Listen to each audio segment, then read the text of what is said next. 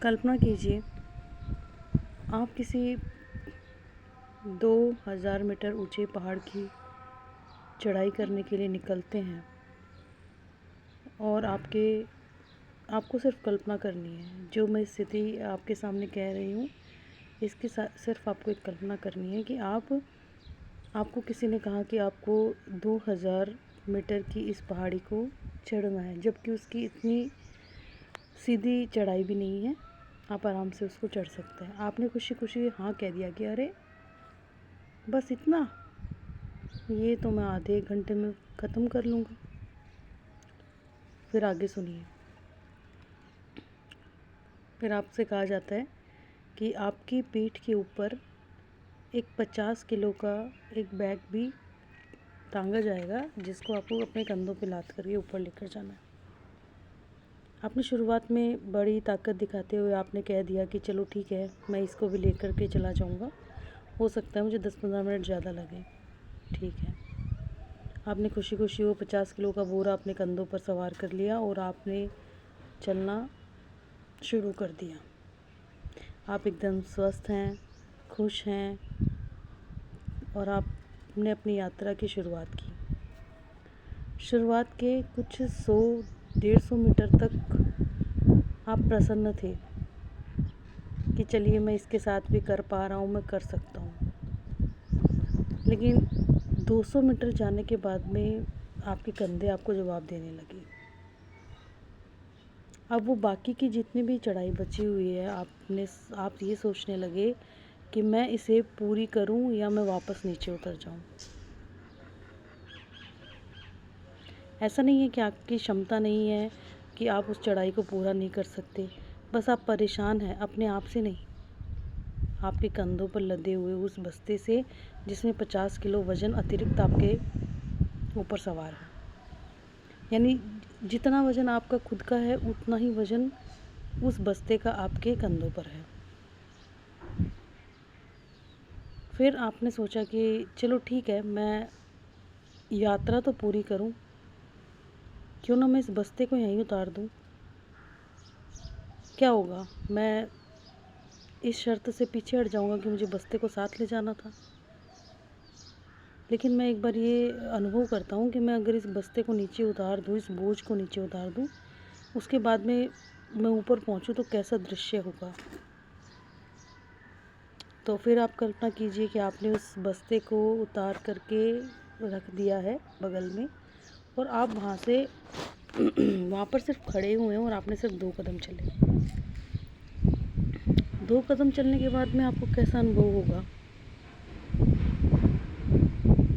क्या आप महसूस कर पा रहे हैं उस हल्केपन को? जो 50 किलो का वज़न आपके कंधों पर था और जैसे आपने उसको उतारा, आपके अंदर एक ऐसी ऊर्जा का प्रभाव हुआ और आप खुद को इतना हल्का समझने लगे कि आपकी रफ्तार भी बढ़ गई, आपको मंजिल के पाने की उम्मीदें भी बढ़ गई और कुछ समय बाद आप अपने आप को, एक निश्चित समय के बाद आप अपने आप को पाते हैं कि आपने अपनी मंजिल भी प्राप्त कर ली है। आप 2000 मीटर की ऊंचाई पर हैं। ये बात कहने का मतलब क्या है? इसके पीछे का तर्क क्या हो सकता है? इसके पीछे का तर्क ये है कि हम जब भी किसी मंजिल को प्राप्त करना चाहते हैं तब हम अकेले नहीं चलते उसके ऊपर। हम हमारी भूतकाल की यादों का, भविष्य की चिंताओं का, लोगों की जवाबदेहिता का और अपने खुद के सपनों का कि मैं ऐसा करूँगा तो ऐसा होगा, वहाँ वो प्राप्त कर लूँगा, उसके बाद में मैं ऐसे करूँगा। इन सब का जो एक 50 किलो का वज़न है वो आप अपने कंधों पे लेकर के चलते हैं और ये जो वज़न है ये आपको अपनी मंजिल प्राप्त करने में बहुत ही बाधक बना हुआ है। इन सारी बातों का सिर्फ एक ही सारांश निकल रहा है कि जब हम किसी मंजिल के लिए निकले तो उससे पहले हमें उस बोझ को साइड में रख देना होगा, क्योंकि जब आप उसको रख के जाएंगे वो वहीं पर ही मिलेंगी। ऐसा नहीं है कि वो पीछे छूट जाएंगी, घर वाले भी वहीं पर मिलेंगे, सारी चीज़ें वहीं पर मिलेगी, लेकिन ज़रूरत नहीं है कि आप उनको लेकर के अपने साथ ढोते रहें और अपनी मंजिल को प्राप्त करने में कष्ट का अनुभव करें या उससे सदैव के लिए अपने आप को दूर कर दें। ये कतई ज़रूरी नहीं है। ज़रूरत है कि आपको बोझ ना यहाँ पर अपने शरीर से नहीं उतारना है, आपके दिमाग से। आपने दिमाग में जो कूड़ा कचरा रूपी जो ये वज़न उठा रखा है, संभावनाओं का, अपेक्षाओं का, इसकी उसकी बातों का, ज़रूरी गैर ज़रूरी सूचनाओं का, जिसमें भी आप फंसे हुए हैं, क्योंकि आपको पता है अपने बारे में, मुझसे ज़्यादा आपको पता है, मुझे पता है। ये सब मैं अपने अनुभव से कह रही हूँ, क्योंकि जब मैं कुछ करना शुरू करती हूँ तो मैं बहुत ही ज़्यादा जोश में, उत्साह में होती हूँ कि हाँ, मैं ये पूरा कर लूँगी। लेकिन जैसे जैसे दिन बीतते जाते हैं, परिस्थितियाँ बदलती जाती हैं, थोड़ा सा कठिन रास्ता आता है, तो मैं जिस बोझ को लेकर के साथ में चलती हूँ ना, उनमें से कोई ना कोई बातें बाहर निकलने लगती हैं और मैं 2 कदम आगे जाने के बजाय फिर से पीछे लौट आती हूँ।